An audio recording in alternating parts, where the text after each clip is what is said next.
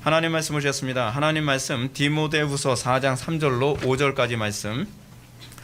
디모데후서 4장 3절부터 5절까지 말씀. 신약성경 제 성경으로는 345페이지입니다. 신약성경 345페이지 디모데후서 4장 3절부터 5절까지 말씀 찾으셨으면 제가 봉독하겠습니다. 때가 이르리니 사람들이 바른 교훈을 받지 아니하며 귀가 가려워 자기의 사욕을 따를 스승을 많이 두고 또 그 귀를 진리에서 돌이켜 허탄한 이야기를 따르리라. 그러나 너는 모든 일에 신중하여 고난을 받으며 전도자의 일을 하며 내 직무를 다하라. 아멘. 이 시간은 용어 정리 17번째 강의가 되겠습니다. 교리, 닥트린 부분을 우리가 살펴보도록 하겠습니다. 대부분 사람들은 이 교리라는 표현만 나와도 굉장한 거부감을 느끼곤 합니다. 물론 요즘에는 거부감조차도 느끼지 못할 만큼 교리라는 말을 아예 들어보지 못했다는 얘기까지 들었을 때는 정말 할 말이 없습니다. 제가 요즘에 사람들하고 이제 교리에 관한 얘기를 이제 어떤 사람을 얘기하면 사람들이 이런 얘기합니다. 저는 교리라는 얘기는 회복의 교회에서 처음 들어봤어요. 그래서 아니 교리라는 말을 우리 교회에서 처음 들어봤으면 그럼 그 사람은 절에 다닌 건지, 그렇지 않으면 도대체 어디 다녔길래 교리라는 얘기를 한 번도 못 들어봤다고 하는 건지 의아하게 생각될 정도인 거예요. 이 교리가 과연 무엇인가? 우리는 어떤 사람은 교리는 이제 사람이 만든 것이기 때문에 그것에 따르는 것은 성경의 가르침을 따르는 것이 아니라 사람을 따르는 것이다. 이렇게 주장하기도 합니다. 맞는 말이기도 하고 틀린 얘기이기도 합니다. 왜냐하면 교리라고 해서 다 맞는 게 아니에요. 무슨 얘기냐면 교리라고 했을 때 우리는 하나만을 생각하는데 이단도 교리가 있고요. 어딜 갔든지 다 교리가 있어요. 그러니까 이단들이 만든 교리는 정말 자기네 교주의 말을 따르도록 만든 것이라는 차원에서는 그 교리가 사람을 성경의 가르침을 따르는 것이 아니라 사람을 따르도록 만들기 위해서 체계화되어진 체계라고 볼 수 있는 거죠. 그 말에서는 동의가 돼요. 근데 우리가 정통적인 이 교리는 그런 건 아닙니다. 그래서 어떤 교파는 이 교리주의적 태도를 부정하는 것을 교단의 입장으로 삼기도 합니다. 제가 어떤 교단인지 제가 얘기를 안 하겠습니다. 우리는 이런 주장에 과연 동의할 수 있는지 좀 깊이 있게 생각해 볼 필요성이 있습니다. 왜냐하면 이 주장에는 교리에 대한 오해와 성경적 또는 교회사적 오해, 무지가 이 밑바탕에 깔려있기 때문에 그렇습니다. 저는 개인적으로 그래요. 알미니안주의 교단에 있는 목사님들이 우리 장로교 신학의 이 예정론에 대해서 신랄하게 비판하는 것을 제가 들을 때에 제가 좀 안타까움이 있습니다. 어떤 안타까움이냐면 그분들이 장로교 교리를 제대로 알고서 비판을 했다 그러면 제가 크게 불만을 갖지 않을 텐데 장로교 교리에 대한 특히 예정론에 관한 책을 도대체 몇 권을 보고서 그런 말씀 하시는 건지 좀 의아할 때가 많이 있어요. 왜냐하면 예정론 교리 하나만 보더라도요, 그 교리를 제대로 이해하려면 책 한두 권 읽어서 제대로 정리가 안 됩니다. 그렇게 얄팍한 교리가 아니에요. 근데 한두 권 책을 읽고서 그것도 공격하기 위해서 책을 읽는 거죠. 그리고 장로교는 예정론 때문에 틀려먹었어 이런 식으로 얘기하는 건 사실은 이 무지에 의해서 나온 용기라고 밖에는 얘기할 수가 없습니다. 무식하면 용감하다고 너무 무지하니까 그 부분을 쉽게 비판하는 거죠. 뿐만 아니라 교리를 부정적으로 보도록 만든 이 사단이 이 진리를 모호하게 만들고 자신들의 거짓을 눈치채지 못하도록 하기 위해서 사단은 끊임없이 교리가 부정적인 것처럼 성도들에게 계속 주입을 시켜 왔습니다. 그럼 먼저 교리가 나오게 된 역사적 배경을 먼저 살펴볼 필요성이 있겠죠. 여러분, 교리는 과연 언제부터 나왔을까요? 우리는 교리하게 되면 항상 이렇게 생각하는 경향이 있습니다. 천주교가 만든 게 교리다. 그리고 기독교는 천주교의 교리를 이렇게 받아들였다. 종교개혁을 했다고 하면서 제대로 개혁을 못한 것은 천주교의 교리를 필요한 것을 또 끌어다가 또다시 만들었기 때문에 소위 천주교의 아류 정도밖에 안 된다. 이런 식으로 기독교를 바라보는 경향이 있습니다. 근데 여러분, 교리는 언제서부터 시작됐냐 하면 초대교회 성경이 기록될 때에서부터 이미 교리가 등장하기 시작했습니다. 우리는 이 교리가 얼마나 성경적인지를 알 수 있습니다. 특히 이 사도 바울과 요한 서신을 보면 교리가 등장하게 된 배경을 보게 됩니다. 그 이유는 뭐냐면 이단이 등장했기 때문입니다. 이단이 항상 이 교회를 치고 들어오는 방식이 뭐냐면 세상의 철학과 자신들의 경험을 가지고 성경을 자기 방식대로 해석하는 일이 교회 안에 만연했습니다. 그래서 이제 요한복음이 나오게 된 거예요. 요한복음이 기록되어진 이유는 뭐냐면 삼위일체론을 사실은 디펜스하기 위해서, 그 교리를 디펜스하기 위해서예요. 그리고 이제 요한 1서 같은 경우에는 뭐예요? 영지주의로부터 기독교 신앙을 지켜내기 위해서거든요. 영지주의라고 하는 거짓된 교리가 있었거든요. 그 영지주의, 거짓된 교리로부터 신앙을 지켜내기 위해서였습니다. 흥미로운 점은 이단이 세상의 철학이나 자신의 경험을 가지고 성경 해석하는 것이 많은 사람들에게 쉽게 호응을 얻을 수 있었다는 것. 이단이 세상의 철학이나 자신의 경험을 가지고 성경을 해석하는 것, 많은 사람들이 여기에 호응을 해요. 성경을 철학 가지고 설교하는 걸 되게 좋아한단 말이에요. 왜냐하면 이게 내 사고방식하고 잘 맞거든요. 이것이 타락한 인간의 사고방식에 너무나 찰떡궁합처럼 잘 맞으니까 사람들이 거기에 호응하기 시작하고, 거기에 흥분하기 시작하고, 거기에 사람들이 환호하기 시작합니다. 그래, 바로 그렇지, 성경 해석하려면 저렇게 해석해야지, 그런 식이 되는 거예요. 왜냐하면 자기 타락한 본성에 맞거든요. 그러면서 자기가 그 타락한 본성에 맞는 설교가 자기한테 맞고 은혜가 됐기 때문에 자기는 구원을 받았고 자기는 믿음을 갖게 됐노라라고 생각하는 경향이 많이 있어요. 그러니까 구원파에 빠지는 거예요. 그러니까 이단에 빠지는 거예요. 이단의 가르침은 미혹이지 그것이 교훈이 아니거든요. 마치 여러분 세상의 철학이나 어떤 사람의 경험을 가지고 성경 해석하는 것, 특히 이제 교리 무시하는 사람들이 자기 경험 가지고 성경 해석 많이 하거든요. 그리고 직관을 가지고 성경 해석해요. 그러면서 굉장히 은혜가 된다고, 뭐 오늘 묵상한 가지고 설교할게요. 그거만큼 위험한 설교 없습니다. 요즘 묵상 가지고 설교하시고 뭐 그런 분들이 있는데 그거 굉장히 위험한 겁니다. 사람들이 왜 그런 설교를 좋아하냐 하면 자기도 그렇게 생각했는데 저 목사님도 그렇게 생각하니까 어때요? 너무 잘 와닿거든요. 여러분, 제가 이거 하나 제가 말씀드릴게요. 예배 시간에 여러분들이 자꾸 졸게 되는 이유가 어디인지 아세요? 그거 제가 가르쳐 드릴게요. 여러분의 마음이 다쳤다는 얘기예요. 나는 그 교리, 그 책에 나는 받아들일 수 없다는 게 항상 눈으로 나타나요. 그건 분명해요. 제가 수도 없이 제가 이 목회해본 임상 결과, 그래서 청교도들은 예배 시간에 조는 문제에 대해서 가장 큰 불경건이라고 얘기를 해요. 왜냐하면 나는 그거 안 받아들이겠다는 게 무의식에 자꾸 졸리는 것으로 그렇게 작용하거든요. 근데 보세요. 설교하다가도 그 사람의 마음에 쏙 드는 얘기를 하게 되면 눈이 딱 띄어져요. 거짓말처럼요. 예를 들어서 노름 좋아하는 사람이 앉아있는데 노름을 가지고서 예화 들잖아요. 그러면 졸다가도 깨요. 그 사람이요. 그래서 깔깔대면서 같이 웃어요. 그러다가 다시 성경 설교하고 나면 곧바로 잠든다는 거예요. 이거는 설교자들이 다 이구동성하는 얘기예요. 그들이 관심 가질 얘기, 그들이 좋아할 만한 이슈를 가지고 얘기하면 눈이 딱 떠져요. 신기하죠. 아주 신기해요. 그러니까 또 우리 지금 학생 중에 한 명은 한쪽 눈만 감고 이랬어요. 이건 어떻게 해석해야 되는 거예요? 네, 한쪽 눈만 감고. 네. 이게 마치 여러분, 우리가 경험이나 철학을 가지고 경험이나 철학을 가지고서 성경 해석하는 것은요, 마치 뭐와 같은지 아십니까? 어떤 맹인이 코끼리를 자기 방식대로 이해한 거하고 같은 거예요. 여러분, 이 맹인은 앞을 못 봅니다. 앞을 못 보는 맹인이, 어떤 맹인은 코끼리 다리를 만지고서 성경 말씀은 이런 거야 라는 식으로 얘기를 하는 거예요. 어떤 사람은 코끼리 코만 만지고서 하나님 말씀은 이런 거라니까, 그리고 어떤 사람은 귀를 만지고서 하나님 말씀은 이런 거야, 그리고 배를 만지면서 하나님 말씀은 이런 거야 라고 얘기한단 말이에요. 거기서 가지각색의 이단이 나오는 거예요. 그러면 코끼리 다리만 만지듯이 살아온 사람들은 다 그 이단에 맞아 저 목사가 잘못 가르쳤어, 저 목사는 이상하게 코끼리가 뭐 네 발 달린 짐승 같다고, 웃기는 소리 하네. 나도 만져봤는데 코끼리는 이 마치 원통같이 기둥 같은 놈이야. 근데 저 이단에서 그 얘기를 하는데 저거 이단 아니라는 거예요.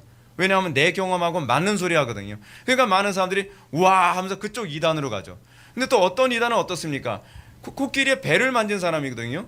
근데 코끼리는 마치 벽 같다고 생각하는 거예요. 그러니까 코끼리는 벽 같은 거야 라고 얘기되면 맞아 나도 코끼리를 경험해 봤는데 코끼리는 벽 같아. 그래서 많은 사람들이 그 이단에 또 몰려가는 거예요. 또 코끼리 코만 만진 사람들은 코끼리는 마치 뱀 같아.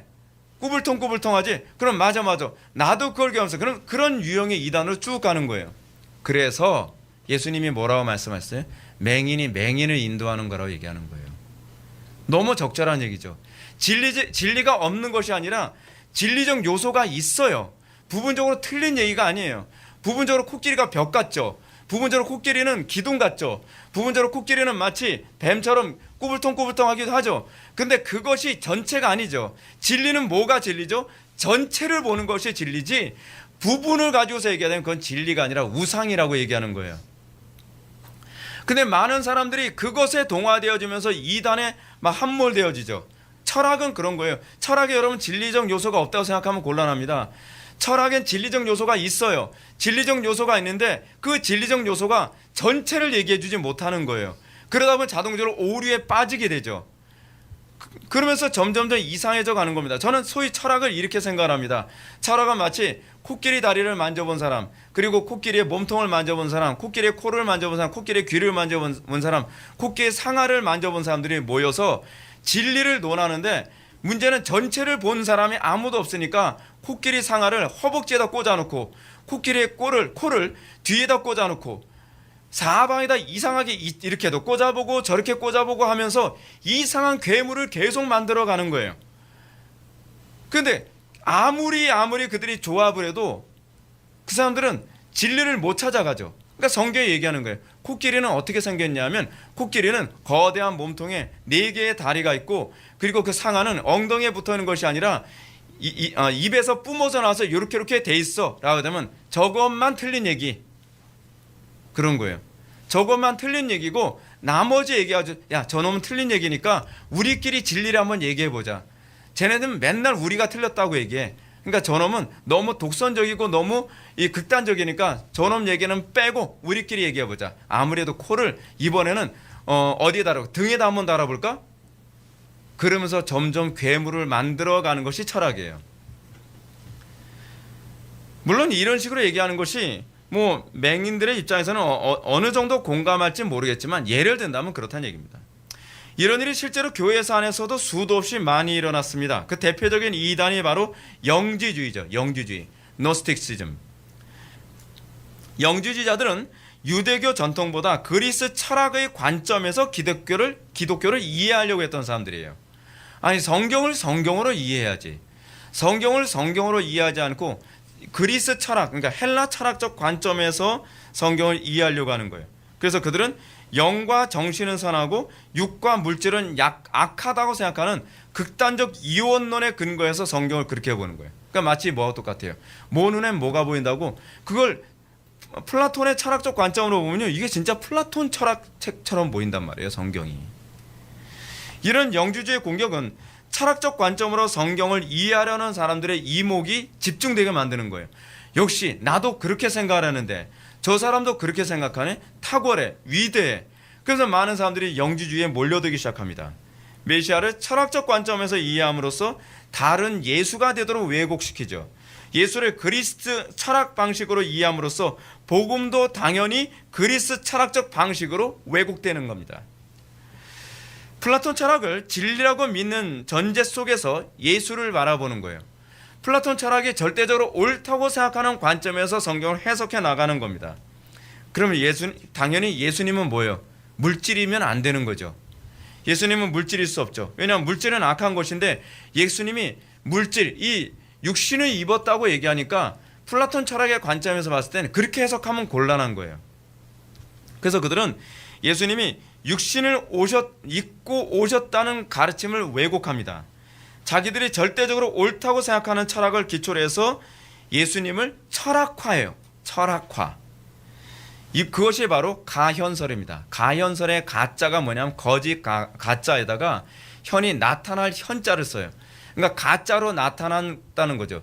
사실은 예수님이 영으로 나타나신 건데 영으로 나타난 예수님이 사실은 물질로 나타난 것처럼 보였다라고 하는 소위 플라톤 철학을 신학화한 이런 거짓된 교리가 이단이 등장하기 시작합니다.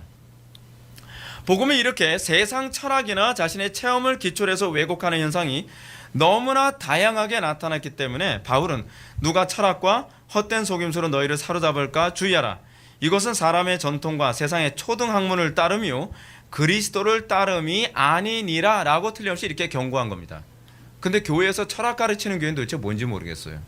어떤 교회에서 인문학 강좌 같은 거에서 교인들한테 굉장히 얘기해 주는데 도대체 그 교회는 어떻게 이단의 가르침과 진리의 가르침을 같이 가르친 저는 이해를 못하겠어요. 인문학은 사실은 모든 이단이 나오게 되어진 배경이거든요. 근데 인문학이 좋은 거라고 가르치는 거예요. 인문학을 비판하기 위해서 가르친다면 제가 이해하겠어요. 성경을 가지고. 근데 그러지 않고 있단 말이에요. 이건 지금 한국교회가 복음이 뭔지 모른다는 얘기예요. 교회사를 보면 세상의 철학이나 체험을 통해서 복음을 철학하려는 시도는 끊임없이 일어났습니다. 저도 과거에 신학 공부하기 전에는 제가 맨날 기 수련하고 막 그랬을 때는 성령님을 기로 보면 어떨까요? 그 교회 전도사한테 그걸 물었어요. 한 번도 생각해보지 않은 희한한 조건이라고. 그분들도 굉장히 고민하는 거예요. 성령님을 기로 생각을 해? 이야, 이거 알고 보니까 그런 이단도 또 있더라고요. 제가 신학을 공부해 보니까. 하여간 우리는 본성적으로 자꾸 자기의 경험한 것, 자기의 철학을 자꾸 성경을 해석하는 수단으로 삼고, 그래서 그거를 뭐라 하냐면 소위 스콜라주의라고 하는 개념이 나오는 거예요. 스콜라주의라는 것이 뭐냐면 철학적 전제를 가지고 성경을 해석하는 거예요. 칼빈이 제일 혐오했던 거죠. 근데 철학적 전제를 가지고 성경 해석하는 것을 그토록 혐오했는데 배자 시대에 또다시 스콜라주의로 다시 돌아서요. 한심한 노릇이죠. 근데 이렇게 철학이나 체험을 통해서 복음을 철학화하려는 시도는 거의 예외 없이 많은 사람들이 호응을 얻게 됐어요. 수많은 사람들이 그런 철학화된 이단의 미혹에 환호했어요. 그럴 수밖에 없는 것은 그게 자기들한테 맞거든요. 내 본성에 맞거든요. 그러니까 공감이 되는 거예요. 그러니까 아멘 하는 거죠. 되게 심각한 문제가 되는 겁니다. 그래서 경건한 신자들의 진리를 지켜내기 위해서 교리가 비로소 등장하게 되는 겁니다.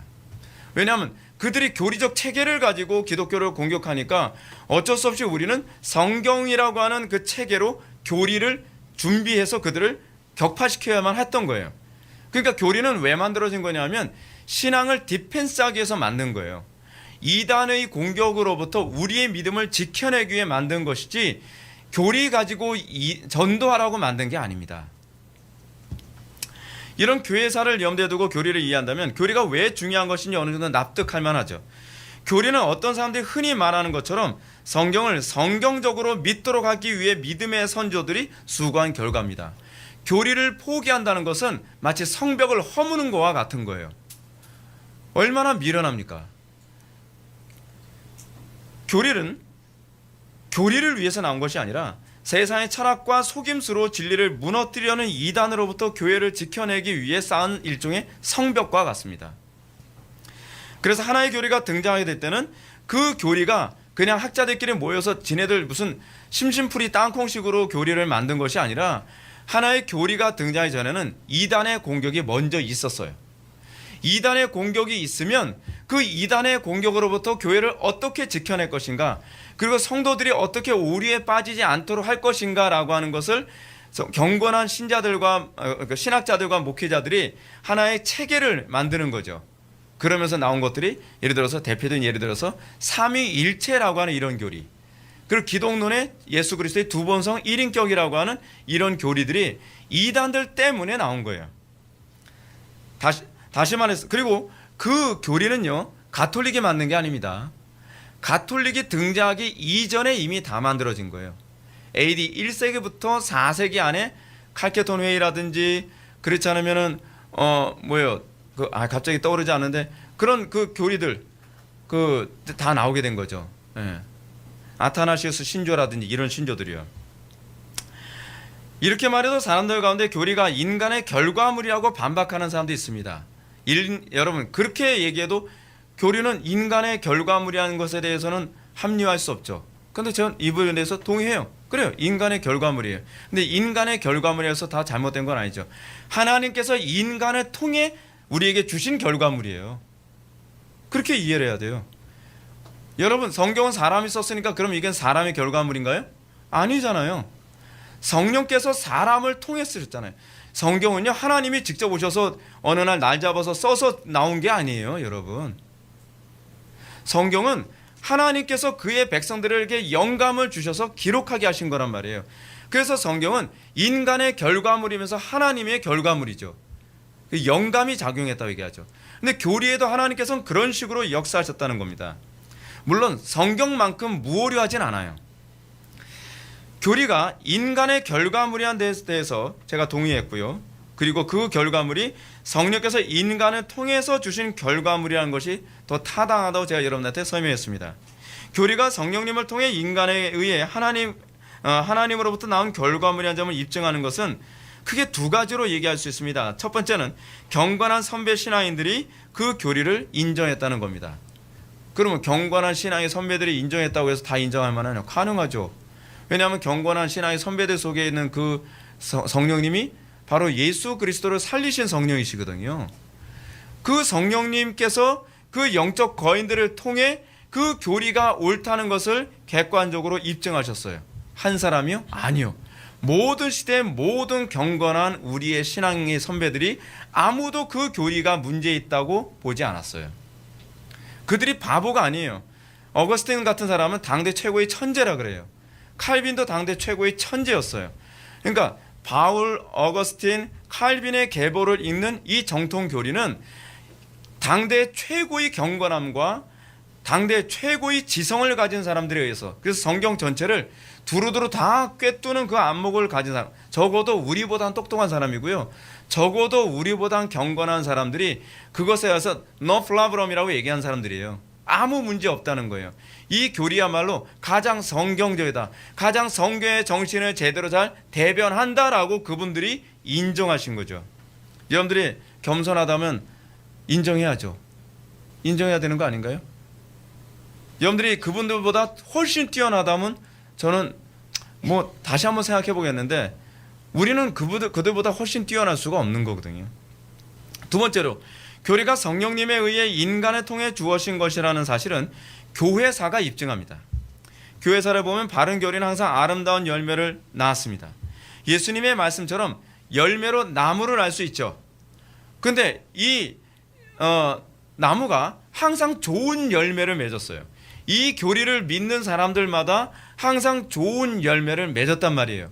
그렇다고 한다면 그 교리가 낳은 열매를 통해서 그 교리가 성령께서 지지하시는 교리, 하나님께서 지지하시는 체계라고 하는 것에 관해서 우리는 동의할 수 있겠죠.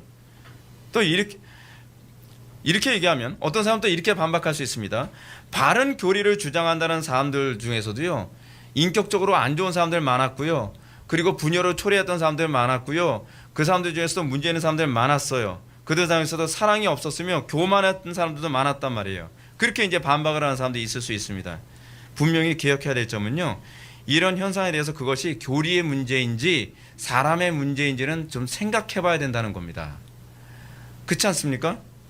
다시 말해서 교리를 주장하는 사람이 교리를 바르게 소화하지 못하면 그 사람이 잘못됐기 때문에 잘못된 열매를 맺는 거지, 교리가 잘못돼서 잘못된 열매를 맺는 건 아닌 거죠.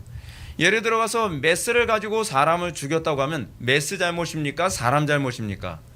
메스는 원래 수술하라고 만든 거잖아요. 수술하라고 좋은 의도에서 주어진 건데 그거 가지고 사람 죽였다고 사람은 무죄, 메스는 유죄, 그렇게 얘기할 수 없잖아요.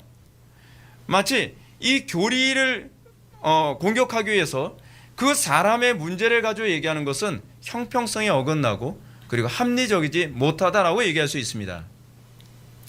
자, 이것을 이해하는 데 도움이 될 만한 제가 또 한 가지 영화의 예를 한번 제가 들어볼게요. 옛날에 그 연문이라는 영화가 있었거든요. 연문? 그 앞문 뒷문 그거 말고 사람 이름이 연문이에요. 근데 이 연문이라는 사람이 있는데 연문한테 어떤 사람이 하루는 무술을 도전을 합니다. 그 사람은 나름대로 무술에 고수라고 자칭하면서 그 동네에는 모든 그 도장에 있는 고수를 다 때려 눕혀요. 그래서 연문을 찾아옵니다.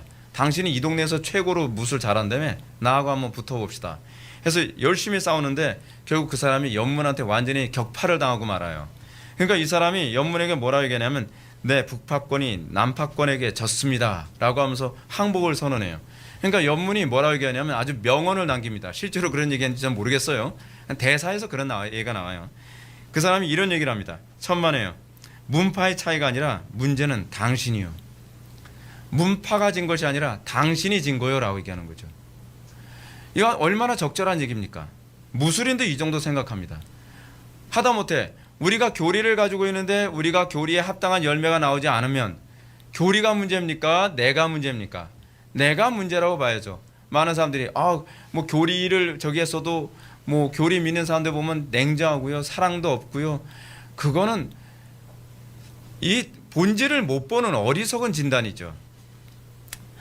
오늘날 정통 교리를 가지고 있는 사람들에게 잘못된 열매가 나타난 것은 교리 문제가 아니라 사람의 문제입니다. 왜냐하면 어느 시대든지 교리를 바르게 소화한 사람들은 예외 없이 아름다운 동일한 열매를 맺었기 때문에 그렇습니다. 그러나 잘못된 교리를 추종한 사람들은 예외 없이 동일한 잘못된 열매를 맺었습니다. 그것이 정확한 진단이죠. 그렇다면 과연 교리가 무엇인지 이야기해 봅시다. 디모데후서 4장 3절부터 4절까지 말씀, 오늘 본문 말씀 보면 바울은 디모데에게 영적으로 어려운 때를 다음과 같이 경고합니다. 때가 이르리니 사람들이 바른 교훈을 받지 아니하며 귀가 가려워서, 그러니까 자기의 가려운 귀를 긁어줄 만한 거짓된 교리를 찾아다닌다는 얘기입니다. 이게 오늘날 우리나라에서 나타나는 현상 아닌가요? 자기의 귀를 시원하게 해줄 만한 교리, 자기의 귀에 달콤할 만한 교리를 찾아다니죠. 이게 마지막 때에 나타나는 현상이에요. 자기 사욕을 따를 스승을 많이 두고 또 그 귀를 진리에서 돌이켜 허탄한 이야기를 따르리라. 왜 진리에서 돌이켜 허탄한 이야기를 많이 따를까요? 그건 자기 귀에 달콤한 얘기를 따라다니기 때문에 그래요. 그것이 진리냐 거짓이냐, 그것이 옳으냐 그르냐는 항상 관심이 없어요. 내 귀에 달콤하고 내 가려운 귀를 긁어주면, 그러면 그걸 진리라고 자기가 규정하는 거죠. 자기가 규정하는 거예요. 그래서 바울은 때가 이르게 되면 나타나는 현상이 바른 교훈을 받지 아니한다는 겁니다. 왜냐하면 바른 교훈이 가려운 귀를 긁어주지 않거든요. 바른 교훈의 특징이 뭐냐면 송곳처럼 찌르거든요. 그러니까 사람들이 바른 교훈을 받지 아니할 것이다 라고 해요. 근데 여기서 이 교훈에 해당하는 헬라어 디다스칼리아라고 하는 이 단어가 이 NIV 성경이나 킹 제임스 버전 같은 성경을 보면 닥트린으로 번역됐습니다. 물론 이 교리에 해당하는 그 영어 단어 닥트린이라고 하는 이 헬라어는 도케인이라고 하는 헬라어에서 유래한 건데 이 어쨌든 바울은 디모데에게 영적으로 어려운 시가 닥치게 될 때에 사람들이 말씀을 거부한다는 것이 아니라 사실은 바른 닥트린을 거부하게 될 것이라고 우리들에게 얘기하고 있다는 사실입니다. 여러분, 말씀이 여러분들에게 주어질 때요, 그 말씀은 여러분들에게 그냥 주어지지 않습니다. 항상 교리라는 체계로 들어오게 되어 있습니다. 교리라는 체계 없이 들어올 수 있는 방법이 없어요. 마치 여러분, 물을 우리가 가지고 갈 때 물은 어때요? 항상 그릇에 담아야 되잖아요. 그릇에 담아야만 물을 옮길 수 있는 것처럼 하나님의 말씀도 닥트린이라고 하는 이 교리라는 그릇이 없이 우리에게 주어질 수 있는 방법이 없단 말이에요. 근데 많은 사람들이 바른 닥트린, 바른 교리를 거부하게 될 거라는 거예요. 왜요? 그 교리는 내가 빠져나갈 구멍을 송두리째 다 막아버리거든요. 그리고 사람들이 그 이유를 뭐라고 얘기하냐면 허탄한 이야기를 따르게 될 것이기 때문이에요. 허탄한 이야기. 그래서 허탄한 이야기에 해당하는 헬라어 미도스라고 하는 단어를 직역하면 신화예요. 신화. 근데 이 신화라고 하는 이 말을 영어 성경에서 그렇게 번역을 하고 있어요. fable 혹은 myth라고 이렇게 번역을 했습니다. 그러니까 신화라고 신화는 거죠. 근데 여러분 신화하게 되면 무슨 그리스 로마 신화 그런 걸 떠올리는데 사실 신화라고 하는 것은요 일종의 교리입니다. 교리. 여러분 그리스 로마 신화 같은 경우도 여러분 어때요? 그들의 철학적 체계를 사실은 어떤 우화 같은 그런 얘기 같은 것으로 그들의 교리를 교리화한 거거든요. 그게요. 단편인 예를 들어서 여러분 지혜의 여신이 어디서 나오죠? 머리에서 나오죠? 어디 머리에서 나와요? 제우스의 머리로부터 나오죠. 그 얘기가 뭐냐면 지혜라고 하는 것은 신의 머리에서 나온 것이다 라고 하는 이 교리를 그렇게 우화화시킨 거예요. 그러니까 그는 사실 그 신화라고 하는 것은 그 자체가 교리예요, 교리. 그래서 바울은 디모데전서 1장 3절부터 4절의 말씀을 통해서 다음같이 경고합니다. 내가 마게도냐로 갈 때에 너희를 권하여 에베소에 머물라 한 것은 어떤 사람을 명하여 다른 교훈을 가르치지 말며 신화, 이게 바로 미스입니다. 페이블, 이 신화와 끝없는 족보에 몰두하지 말게 하려 함이라. 이런 것은 믿음 안에 있는 하나님의 경륜의 이름보다 도리어 변론을 내는 것이니라. 여기서도 신화는 다른 교리를 가르치는 것과 관련해서 언급하고 있습니다. 그렇죠? 이는 주소에서도 언급하고 있는 것처럼 초대교회에 이미 공인된 기독교가 교리가 있었다는 것을 여기서 입증해주고 있는 거예요. 바른 교리를 지키기 위해서 다른 교훈을 가르치지 말라라고 얘기합니다. 근데 그 다른 교리가 무엇이냐? 신화와 족보라는 거죠. 그러니까 로마의 그리스 신화나 로마의 철학적 체계를 가지고 성경을 해석하는 풍토가 이미 바울 시대에도 만연했다는 얘기입니다. 그럼 좀 더 구체적으로 교리란 무엇인가요? 웨인 그루뎀은 이렇게 얘기합니다. 교리란 성경 전체가 오늘날 특정한 주제에 관해 가르치는 것을 뜻한다. 그러니까 교리라고 하는 것은 성경을 일관성 있게 보게 만드는 방식이에요. 그럼 왜 교회는 특정한 주제에 관해서 가르치는 것을 만들어만 했는가? 그 이유는 성경을 읽는 신자들로 하여금 이단의 오류로부터 보호하기 위해서예요. 여러분 단편에 예를 들어서 여러분 신천지 보십시오. 신천지는 코에 검은 코골이, 귀에 검은 귀걸이 식으로 자기 입맛에 맞게 성경 본문을 막 재해석해 버리잖아요. 그 일관성이 없는 거거든요. 근데 성경의 일관성이라고 하는 그 관점을 가지고 있는 사람들은 저 말도 안 된다라고 대본에 보이는데, 성경의 일관성 자체를 모르는 사람들은 이 부분을 이렇게 해석했다가 저 부분을 저렇게 해석해도 도대체 뭐가 어떻게 잘못됐는지 전혀 모르는 거죠. 그래서 그렇게 미혹되지 않도록 그들을 돕기 위해 교리라고 하는 체계가 나왔다라고 얘기하는 거예요. 그래서 C.S. 루이스는 교리를 또 이렇게 얘기합니다. 교리는 마치 일종의 지도와 같다. 그러니까 목적지를 도달하는 데 있어서 길 안내의 역할을 하는 것이 마치 이 교리라는 것이죠. 그러니까 지도 자체가 여러분 그 땅은 아니죠. 그런데 그 지도는 어떻게 해요? 그 땅을 볼 수 있는 목적지를 갈 수 있도록 보여준다는 차원에서 교리가 마치 그거 같다는 겁니다. 마치 교리는 그렇죠. 교리는 성경이 아니지만 교리는 성경이 말하고자 하는 그 방향을 정확하게 안내해주는 마치 가이드와 같은 거예요. 그러나 무엇보다 교리는 성경 전체에 언급된 하나님의 자기 계시를 일목요연하게 정리한 것이라고 보는 것이 더 좋을 거라고 생각합니다. 여기엔 인간의 철학이나 경험, 선입견, 심리학 등을 철저히 배제한 관점을 염두에 둡니다. 오로지 성경이 언급하고 있는 관점만으로 이루어지는 것이죠. 물론 이렇게 정리되는 데에는 성령님의 강력한 간섭이 전제되어 있습니다. 그리고 이렇게 정리된 교리는 2000년의 역사를 통해서 경건한 신앙의 선배들을 통해 계속 또 검증되어지는 그 과정을 거쳐서 우리에게 온 거예요. 여러분, 이렇게 검증이 확실하게 됐는데도 교리를 신뢰 못하면 어떻게 할 겁니까? 근데 놀라운 사실은 그토록 신중하다고 하는 사람들이 한 번도 검증되어지지 않은 이단 교리에 대해서는 쉽게 넘어가고 있다는 거예요. 그 얘기는 무슨 얘기냐면, 교리를 거부하는 이유는 교리가 성경적이지 않기 때문이 아니라 교리를 받아들이고 싶지 않기 때문이라는 것이 한 번에 입증되는 것이죠. 그러므로 로이드 존스 목사님은 우리 주님께서 율법을 교리 형태로 해석하셨다라고 얘기하면서 사도행전에 나온 사도들의 설교 방법은 교리를 선포하는 것이었다라고 얘기합니다. 교리를 선포하는 건 맞나요? 실제로 맞아요. 우리가 바울의 가르침을 보면 바울은요, 복음을 어떻게 교리화했는지 아십니까? 십자가란 복음이란 예수 그리스도의 죽으심과 부활이다라고 이렇게 교리화했어요. 그거 교리잖아요. 교리. 바울은 그런 식으로 복음을 막연해 보이는 걸 교리화시켜서 좀 더 선명하게 우리가 그 복음을 이해하도록 만들었죠. 그래서 교리는 한마디로 성경을 이해하는 해석 방식이라고 볼 수 있습니다. 그러나 상당수 사람들은 교리가 없이 성경을 해석할 수 있다고 착각하는 사람들이 있습니다. 그리고 교리적으로 해석하는 사람들을 또한 비판하기도 합니다. 그러나 이런 비판을 하는 사람들은 스스로 교리를 추구하고 있음을 반증하는 겁니다. 왜냐하면 특정한 교리를 비판하고 틀렸다고 한다면 그는 교리가 있어야만 합니다. 교리가 없는데 교리가 틀렸다라고 얘기할 수 없잖아요. 이건 마치 뭐하고 똑같냐면 진리가 결코 존재하지 않는다라고 주장하려면 진리가 결코 존재하지 않는다는 진리가 존재해야 돼요. 이거하고 똑같은 논리예요. 논리가 같은 논리입니다. 좀 더 쉽게 말한다면 교리는 성경을 이해하는 안경과 같다고 할 수 있습니다.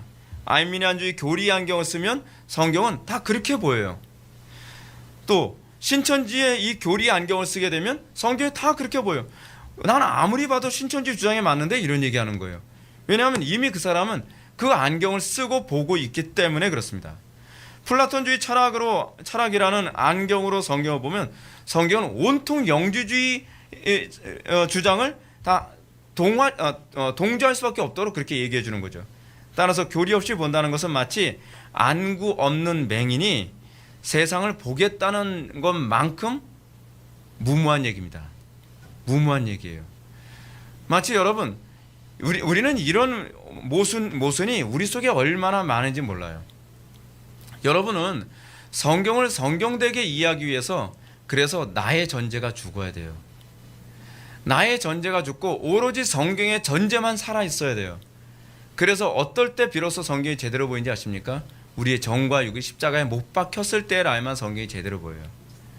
내 욕심이 개입되면 그 다음부터는 성경은 왜곡되어진다는 얘기예요. 무엇보다 바른 교리가 중요하다는 것은 교리적 체계의 일관성 때문입니다. 교리적 체계의 일관성은 여러분들이 이 교리가 만약에 틀렸다고 한다면 여러분들은 이 교리와 이 교리의 모순을 입증해낼 수 있어야만 합니다. 기독교 교리가 가지고 있는 특이성은 무엇이냐 하면 모든 교리가 굉장히 다양하고 많은 교리가 있어요. 특히 우리 개혁주의 교단 같은 경우에는 개혁주의 추구하는 교단 같은 경우에는 조직신학 과목이 7개의 과목이 되는데 7개의 과목의 조직신학이 하나도 서로 충돌하지 않아요. 유기적으로 딱 들어맞아요. 모순을 일으키지 않는다는 거죠. 그것이 진리가 진리됨을 입증하는 그 체계라고 하는 것을 우리가 쉽게 이해할 수 있는 거죠. 여러분들의 교리적 체계가 이렇게 이 충돌을 일으키지 않아야만 하는 이유가 뭐냐면 평안했던 이 가치를 몰라요.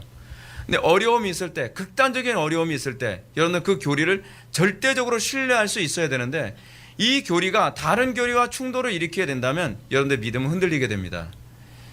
여러분들이 왜 이 교리를 내가 생명까지 걸어가면서 내가 붙잡아야 될지 그 자체가 송두리째 흔들린단 말이에요. 그래서 교리가 없이 신앙생활 한다는 것은요 마치 그 기초 없이 집을 짓겠다는 것과 같은 거예요. 모래 위에 집을 짓겠다는 것과 같다는 얘기입니다. 그래서 사단이 들어올 수 있는 모든 틈을 다 주고 성벽을 다 헐어버리고 그리고 나서 우리의 믿음을 스스로 지키겠다고 얘기하는 것과 똑같은 것이 바로 교리를 무시하는 태도죠. 여러분 예나 지금이나 항상 이 시대의 개혁은 뭐로 통해서 일어났냐면 교리를 통해서 일어났습니다. 마틴 루터가 종교개혁을 하게 되었을 때 그가 종교개혁을 하게 되어진 배경이 무엇입니까? 칭의 교리를 깨닫게 되면서 종교개혁이 일어나게 됐어요. 칭의 교리라고 하는 단단한 체계가 없었으면 그의 신앙은 한순간에 또 무너지고 말았을 겁니다. 그는 칭의 교리를 통해서 개혁이 일어났고 칭의 교리는 마치 수없는 그 뿌리에 감자 열매를 맺고 있는 것처럼 칭의 교리는 그런 거거든요. 칭의 교리라고 하는 줄기를 딱 잡고 들어 올리게 되면 모든 감자 열매 같은 교리들이 다닥다닥 같이 올라오게 되어 있어요. 칭의 교리가 무너지면 다른 모든 교리들도 다 무너진다는 거예요. 그래서 루터가 그 얘기하죠. 칭의 교리는 교회의 생명과 같다고 얘기를 합니다. 한국 교회가 지금 칭의 교리 다 무너졌죠. 그러니까 생명이 무너지고 있는 거예요. 그러면서 칭의 교리를 붙잡고 들어 올리자 그 뿌리에 매달린 다른 여러 교리가 다시 빛을 보게 되었고 그래서 루터는 가톨릭의 문제를 윤리 도덕의 문제가 아니라 교리의 문제라고 비판한 겁니다. 핵심을 본 거예요. 사단이 교리를 싫어하는 이유는 바로 여기 있습니다. 교리는 사단의 거짓을 너무나 선명하게 폭로하기 때문에 그렇습니다. 그리고 교리는 신자들이 그 방어벽을 쌓고 있기 때문에 사단이 들어올 틈이 없기 때문에 그렇습니다. 그 사단이 신자들을 공격하기 위해서는 먼저 벽을 무너뜨려야죠. 그거는 전쟁의 기본 원리 아닌가요? 성벽을 무너뜨려야 적진을 점령할 수 있잖아요. 그 사단은 끊임없이 교리를 공격합니다. 교리는 사람을 차갑게 만든다. 교리는 인간이 만든 것이다. 교리는 거짓된 것이다. 교리는 사단이 로마 가톨릭에 의해서 만든 것이다. 다양한 사실이 아닌 거짓말로 끊임없이 교리를 무너뜨리고, 그리고 교리가 무너지면 사단은 엄청난 대군을 몰고서 교회를 침공해 들어와 교회를 쑥대밭 만드는 것입니다. 그러나 바른 신앙 안에 들어간 사람은 교리를 사랑하게 됩니다. 왜요? 교리는 나를 지켜주는 성벽이라는 걸 알기 때문에 그런 거죠. 교리는 자신의 신앙이 또한 올바로 가고 있는지를 확증해 줍니다. 뿐만 아니라 우리의 믿음을 견고케 하며 그리스도를 더 뜨겁게 사랑하고 진리를 더 명확하게 이해하도록 우리를 돕습니다. 요즘처럼 여러분 믿음이 흔들리기 쉬운 시대에, 정말 무엇이 옳고 무엇이 그른지를 분별하기 힘든 시대에 교리가 없으면 여러분들 얼마나 막연합니까? 그렇지 않나요? 세상 수많은 거짓 가르침들이 사람들을 혼란스럽게 합니다. 같은 성경을 사람들이 다 본다고 얘기하지만 너무나 많은 사람들이 성경을 자기 철학과 경험으로 해석하고 있습니다. 성경을 읽는다고 하지만 바르게 해석하고 있는지도 확신하기 힘든 시대에 우리가 살고 있습니다. 실존주의자들은 자기의 현재 상황에서 문맥과 관계없이 성경을 해석하고 자기가 은혜 받았다라고 주장하기도 합니다. 이렇게 영적으로 혼탁한 시대에 교리는 성도들에게 흔들림 없는 신앙을 갖도록 만듭니다. 바울은 세상을 떠날 날을 앞두고 디모데에게 바른 교리의 중요성을 강조하며 유언처럼 이렇게 얘기합니다. 너는 모든 일에 신중하여 고난을 받으며 전도자 일을 하며 내 직무를 다하라고 명령합니다.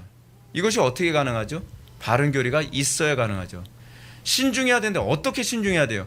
바른 교리가 있어야 신중하잖아요. 그리고 고난을 받으라고 하는데 어떻게 고난을 받아야 돼요? 바른 교리를 근거할 때라야만 그 고난이 정당해지죠. 또 전도자 일을 하라고 하는데 뭘 전해야 되겠어요? 그럼 바른 교리가 있어야 전도자 일을 할 수 있지 않나요? 또 내 직무를 다하라라고 얘기하는데 내 직무를 다하라는 게 뭡니까? 바른 교리를 가르치라는 것이죠. 바른 교리가 없다면 교회는 무너집니다. 교리는 성경이 아니지만 교회는 성경을 성경되게 만듭니다. 그래서 우리는 교리에 대해서 성경적이라는 표현을 사용합니다. 교회는 성경이 아니지만, 교리는 성경적이지 아니지만 교리는 성경적입니다. 그 성경적인 것을 통해서 우리는 비로소 성경을 성경되게 읽을 수 있게 되는 것입니다. 교리에 대해서 정의를 내리겠습니다. 교리란 성경을 이해하는 성경이 일관성 있는 관점이다. 이것이 교리입니다. 기도하시겠습니다. 사랑이 많으신 하나님, 우리의 믿음이 바른 교리 위에 굳건하게 설 수 있게 하여 주옵소서. 내 마음에 들고 내 경험에 맞고 또 내 가려운 길을 긁어주기 때문에 추구하는 교리가 아니라 쓰더라도 그리고 아프더라도 옳기 때문에 그 교리를 통해서 날마다 자기를 부인하며 갈 수 있게 하여 주옵소서. 예수님의 거룩하신 이름으로 기도드립니다. 아멘.